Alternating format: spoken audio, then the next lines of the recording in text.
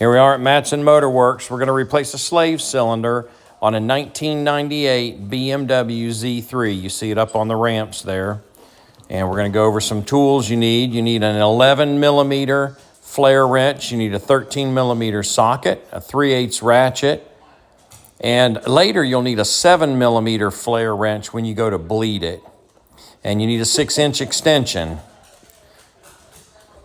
And just showing you again the 13 millimeter here. Here's the Phoebe part, F-E-B-I. I don't know if I'm saying that right. 10214. It's a slave cylinder. Some DOT4 brake fluid. And we're getting ready to start. So up on ramps, get up underneath. It's right at the back of the engines, right at the transmission bell housing. It's right, you see the old one here. But you take that line, if it went straight up where my hand is, I'm going to show you where it is in a minute, right there on the bell housing, right there. And so it's really tough to work with. It's got a lot of pressure on it when you go to put it back against the clutch fork. You really need about 3 hands. It helps to have someone behind, and when you get ready to tighten the nuts, have them push the back of the slave cylinder forward. You see right there where it goes on that little out pouch on the bell housing.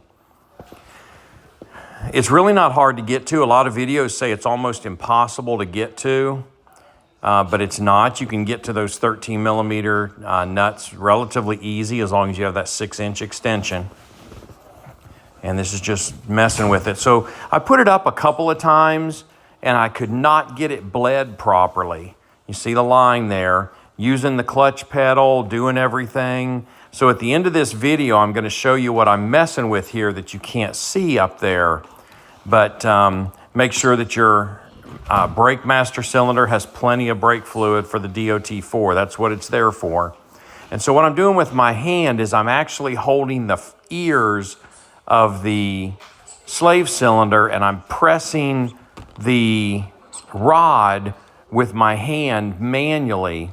And then I would open the bleeder screw with the 7 millimeter screw and then bleed the pressure off. And I did that about 5 different times outside the car.